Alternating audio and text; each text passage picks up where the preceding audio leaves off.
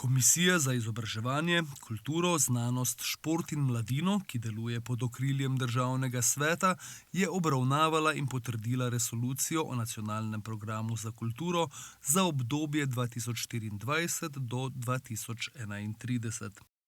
Resolucija določa javni interes na področju kulture in ključne prioritete na področju investicij. Komisija Državnega sveta se je najprej seznanila s poročilom za leti 2022 in 2023 na področju kulture. Po besedah predstavnice Ministrstva za kulturo, Tjaše Poreber, se je veliko spremenilo za samozaposlene v kulturi. Ena izmed ključnih je zagotovo ukrep zvišanja bolniškega nadomestila za dolgotrajne bolniške, se pravi tiste samozaposlene, ki so najbolj bolni in se pravi različna rakava obolenja in ostale daljše odsotnosti. Tukaj je se v letu 2023 za 50% zvišalo to nadomestilo, kar je končno pomenilo, da niso več pod pragom revščine takrat, ko so najbolj potrebni neke zaščite. Ministrstvo je tudi prevzelo plačevanje novega prispevka za obvezno zdravstveno zavarovanje za samozaposlene v kulturi, tako da to ni njihovo breme. Ko je seveda ocenilo, kakšne so posledice pandemije covida, je ugotovilo, da v enem ogromnem delu samozaposleni niso mogli delati. Zato je bila ena izmed prvih sprememb po letu 2022, sredi leta oziroma po poletju, nova uredba o samozaposlenih, ki je upoštevala to nezmožnost dela in ustrezno znižala kriterije obnovitve statusa, tako da samozaposleni niso izpadali iz možnosti imeti sploh pravno podlago za svoje delo. Potem, ko so se zgodile katastrofalne poplave, je Ministrstvo za kulturo se izjemno hitro odzvalo in je zagotovilo temeljni dohodek za samozaposlene, ki so bili v poplavah prizadeti do konca leta in po vzoru javnih uslužbencev tudi prvič uvedlo solidarnostni dodatek za samozaposlene. Pri seznanjanju z nacionalno resolucijo za kulturo je predsednik seje Branimir Štrukelj izpostavil pripombe Zveze društev slepih in slabovidnih Slovenije in Zveze društev gluhih in naglušnih Slovenije. Resolucija upošteva dejstvo, da med nami živijo ljudi, ki imajo pri konzumaciji kulture težave, čisto z dostopnostjo. Hkrati bi pa opozoril, da je treba tudi to eno opozoril, to dostopnost razumeti nekoliko širše, ne kot tisto rampo, ki jo postavimo pred gledališče, ampak prvič, kar se tiče informiranosti, slepi in slabovidni imajo težave z sploh spremljanjem, kaj se sploh dogaja, ali ne morejo brati časopisov, pa tudi tukaj bi rad izpostavil to, kar je bilo rečeno, kar se tiče dostopa do vsebin kulturnih dogodkov, ne zlasti recimo za slepe slabovidne problem spremljanja filmskih, gledaliških predstav, kjer Slovenija še ne pozna te audiodeskripcije, ki bi jo želeli imeti zato, da bi lahko vsaj spremljali to. Podobno je pri gluhih in naglušnih za nekatere druge stvari, kot opisi galerij in tako naprej. Skratka, to in pa, da bi ta njihova želja, da bi se ta del publike, državljank in državljanov v resoluciji našel kot enakopraven uporabnik teh dobrin. Za senzorno ovirane je predvsem pomembna dostopnost do informacij. Mi smo se odzvali na to resolucijo predvsem zaradi težav, ki jih imamo z dostopnostjo, tako fizičnega okolja, kar pomeni, težko pridemo do nekega kulturnega dogodka ali pa objekta, ki bi ga bilo potrebno poiskati. Potem pridemo pa seveda do naslednje težave, kaj je z vsebino videnega oziroma sporočil, ki prihajajo skozi oči. Tako da smo večplastno zainteresirani za področje dostopnosti. Kultura je pa za nas tudi izjemno pomembna, saj se je spisalo Brajica letos 200 let, nekako kar je bila objavljena, pomenila velik vstop ne samo v izobraževalno sfero, ampak tudi na področje kulture. Za nas je izjemno pomembno seveda področje prevajanja besedil v zvočno ali tipno obliko.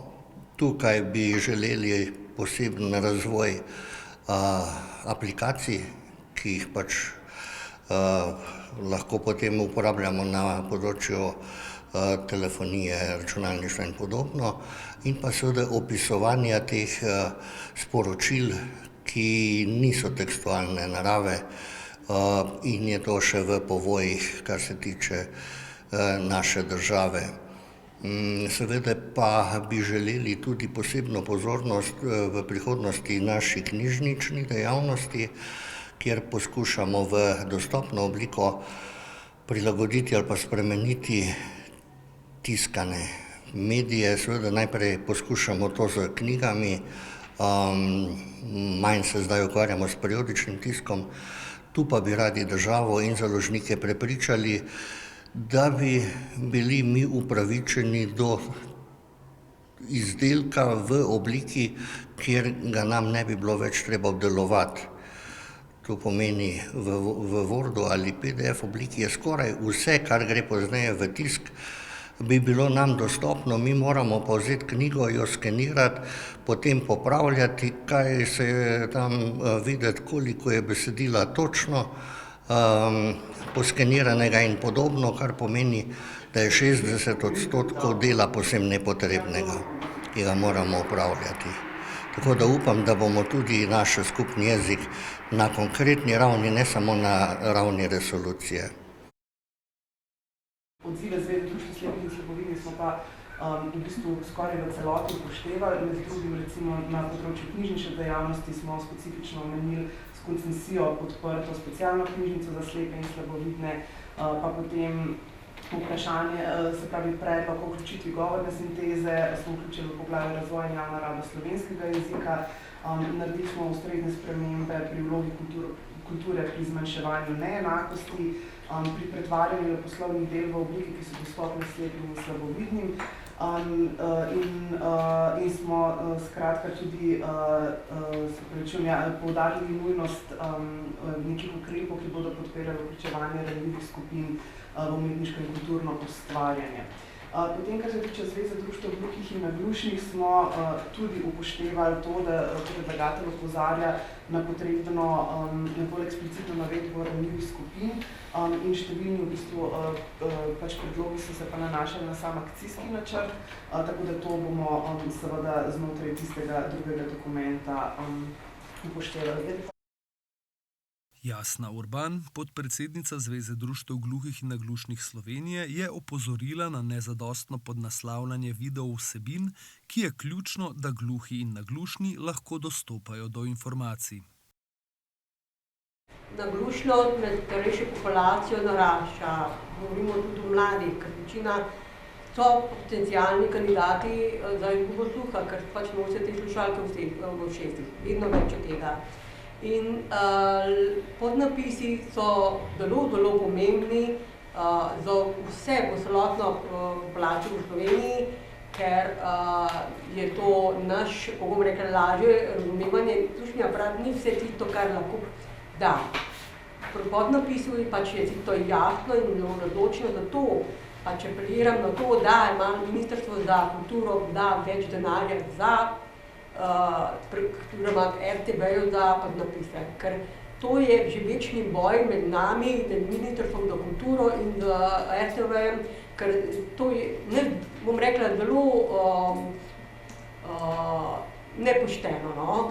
In podnapisi so pomembni, da se to čim prej urejeno, že marsikaj, samo malo več tretva je pa nepotrebno dati RTV-ju, konec RTV je državna lastnina, ni privatna lastnina in bi bilo zelo primerno, ne samo za nas gluhe in naglušne, tudi pač za Zvezo slepih, ker tudi oni imajo to težavo pri vsem tem, tako da res prosim nekaj, da se začne že enkrat nekaj narediti, ogromno že narejenega, samo finančno je potrebno pomagati RTV, res, ker to predolgo je to. Druga stvar, slovensko znakovni jezik, treba ga je nekako še malo, a veste, tudi finančno malo več denarja dati, ker slovensko znakovni jezik se še razvija. Ker problem je, veste, to še govorimo od zgodovine, je bil v preteklosti, govorimo še kako nazaj, prepogledan, šele zdaj nekaj let se bolj razvija, ampak rabimo, veste, imamo na Zvezi gluhih in naglušnih imamo inštitut za razvoj slovenskega znakovnega jezika, ampak to so, veste, prostovoljno se delajo, ne, in to delajo gluhi, pač naši gluhi, in potrebno je tukaj malo več finančnosti, podpore, neko nagrado njim dati za to delo, ne. In seveda slovensko znakovni kljub temu, da je zaščiten pod ustavo 62a, ne, je potrebno tudi ta slovensko znakovni jezik še dodatno bolj zaščititi, ker je čudovit, redek in je naš, je slovenski. Ni nek tuji jezik, morda za slišečo populacijo je nekako en tuji jezik, ampak ni, je slovenski jezik. In je potrebno tudi pri tem nekaj narediti, to pravi finančno malo več. Zdajle pa bo šola. Šole bojo zdaj dobile pač kot jezik dodatni in je potrebno tukaj nekaj narediti. Mi na Zvezi povedno nekako na koncu, zakaj? Dajte malo več, da ranljive skupine malo več denarja. Mi smo tudi ljudje, smo enakopravni, vsem vam. Ne pa, da se tlele reče, vse je drugo, je denar, za nas pa ni. To ni fair, no? Po besedah predstavnice Ministrstva za kulturo je bila ta zahteva upoštevana, saj naj bi bilo z akcijskim načrtom predvideno več sredstev za podnaslavljanje. Jasna Urban je opozorila še na možnost gledališkega tolmača za gluhe, ki je pred leti za kratek čas že zaživela. Da smo gluhi in naglušni zelo veliki ljubitelji gledališča.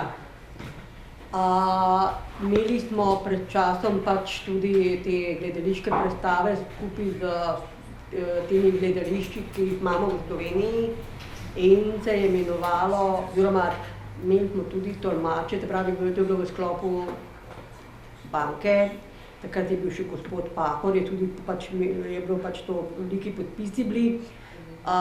In veste, to je veliki finančni zalogaj, ne? Tako da zveza sama to, Zveza gluhih in naglušnih Slovenije ne more sama to se financirati. Mi želimo iti v gledališče, ker med gluhimi je zelo to že od nekdaj da se izvajajo te gledališke igre in pa ogledi. Tako da je potrebno bi bilo pač v teh gledališčih, se pravi seveda strani Ministrstva za kulturo, da se uredijo, se pravi industrijske zanke, čeprav zdaj so tudi te drugačne zanke, kot je drugačne so, no, in pa gledališki tolmač. Tolmači so pač teli, ki jih morajo tudi zveza tudi sama plačati. Tako da bi bilo zelo smiselno, da se malo tudi o tem razmislite, kaj pa kako, da se pač ta finančni, malo večji ta finančna sredstva se tudi, kadar boste, ker recimo mi delujemo na razpisih, mi moramo vam po razpisu poslati za te zadeve, ki jih pa želimo, ampak to je absolutno premalo, kar dobimo. Treba je malo to dvigniti, ne. In to je, če že gremo v kulturo, tudi mi bi radi imeli to kulturo kot je gledališče in enakopravni vsem. Takaj bi se diskriminacija delala, eni imajo, eni pa nimajo, ne. Spet je tukaj dostopnost. Zelo je pomembna ta dostopnost, v vseh pogledih govorim, da vse skupine ranljive. In kot sem že rekla, enakopravni smo vam, nismo ne več, ne manj. Smo ljudje, to je že tukaj bistvo tiste kulture, biti človek.